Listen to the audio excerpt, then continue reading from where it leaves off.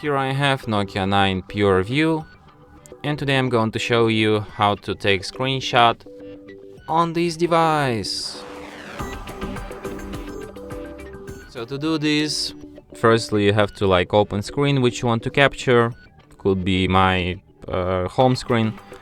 And then what you have to do is to press combination of keys, power key plus volume down, like this. And the screenshot will be taken. So let me show you once again, power key, volume down. And that's how it works. So one last time, volume down, power button. And let's get it. So yeah.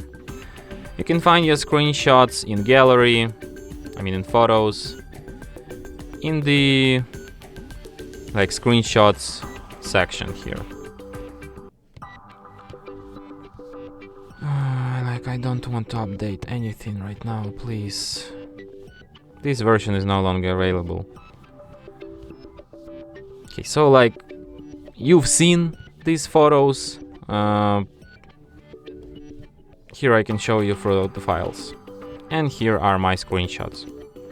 And from here you can share, delete them, or perform other actions yeah. And that's it. Thanks for watching. If you find this tutorial useful, don't forget to hit that like button and subscribe to our channel.